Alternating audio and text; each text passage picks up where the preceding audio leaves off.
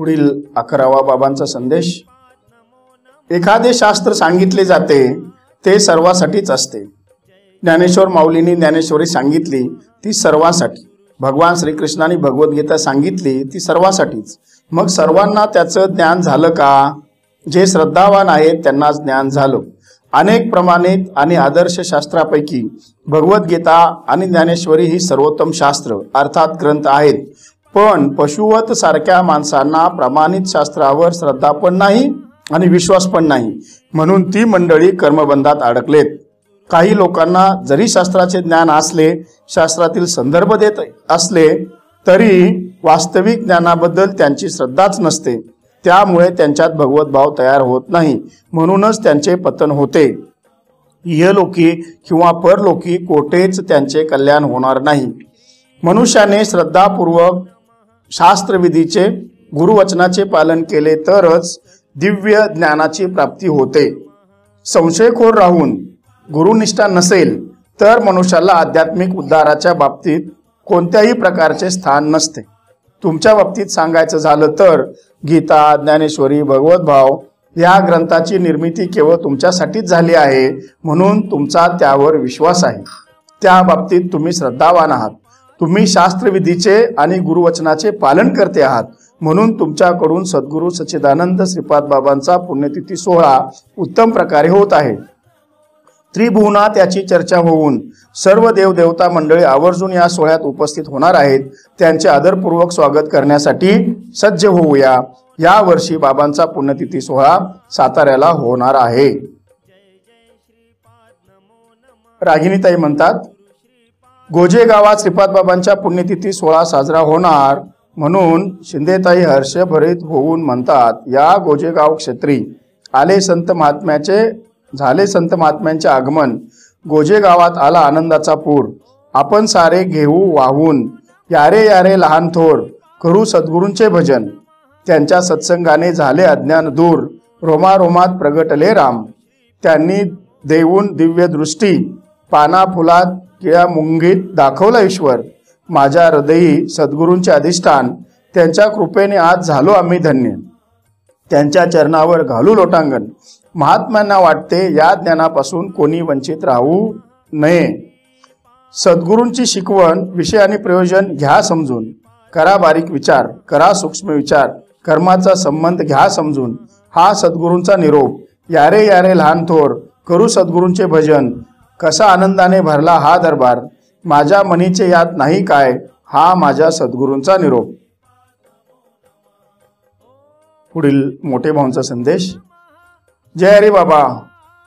आई आहे तोपर्यंत वारंवार घोटीला जाणे गरजेचे आहे असे तुम्ही एकदा दोनदा म्हणाला होता।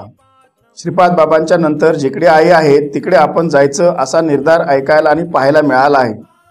आम्हाला आठवतंय गेल्या 18-19 वर्षात बाबांची एकही पुण्यतिथी चुकली नाही।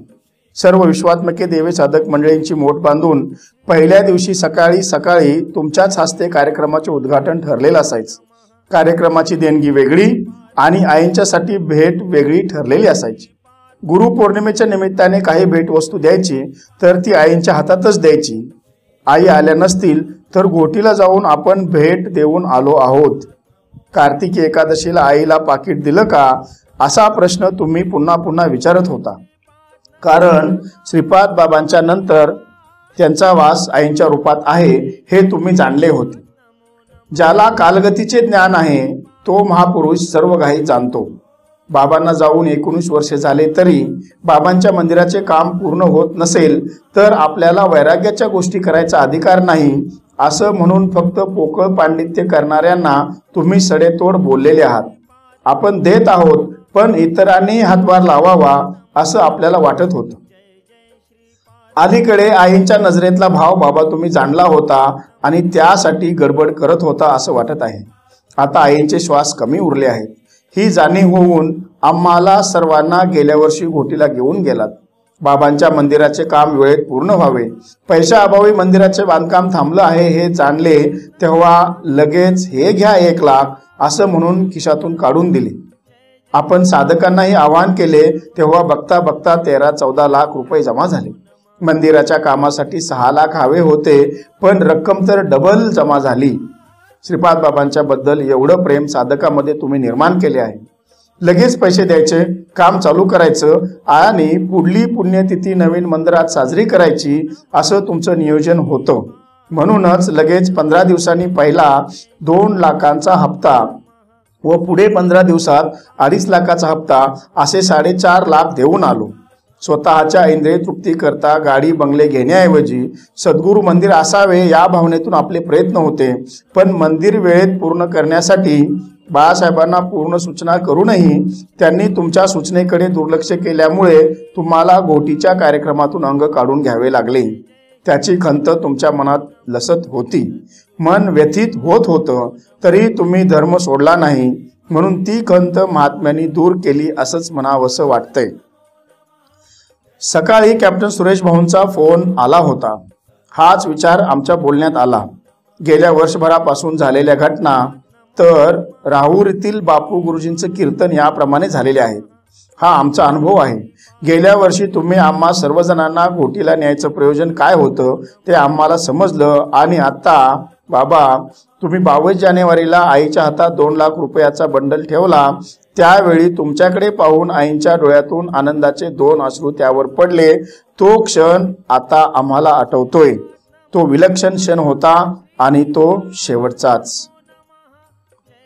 वयाच्या मानाने शरीर साथ देत नव्हते, तरीही कदाचित बाबांचे मंदिर वेळेत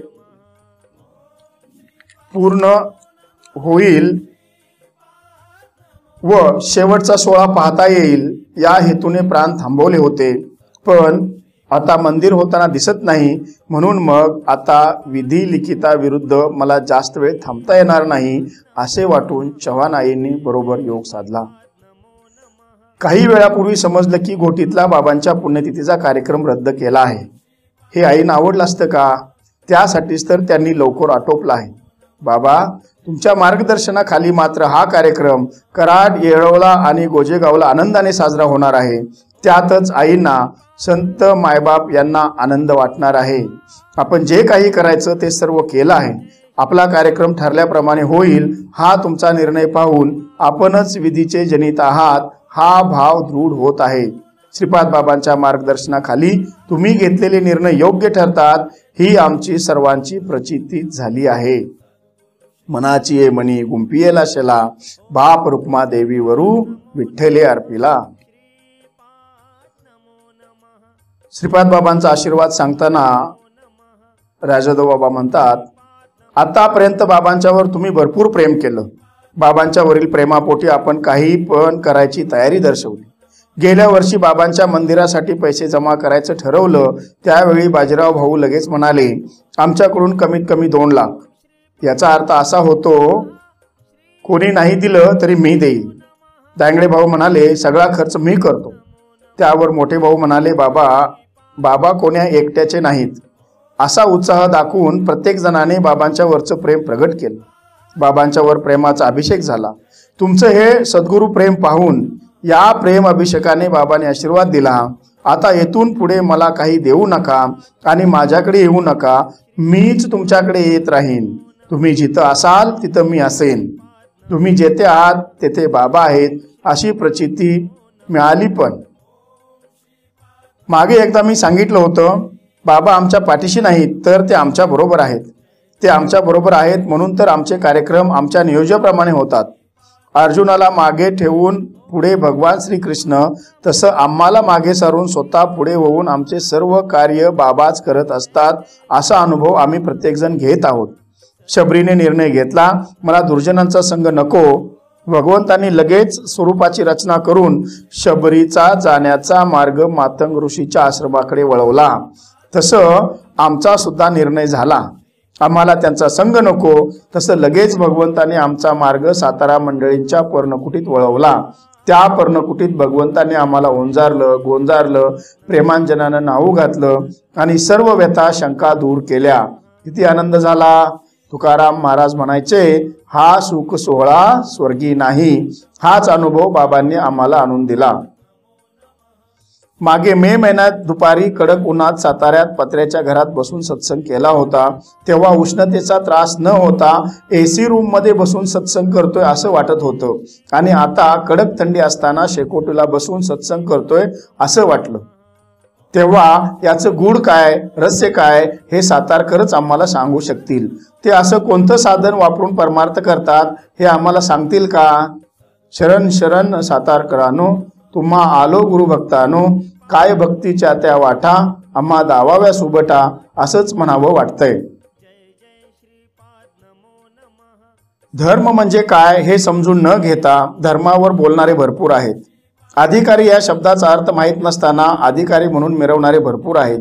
संतांचा एकही गुण नसताना स्वतःला संत म्हणून घेणारे सुद्धा भरपूर आहेत।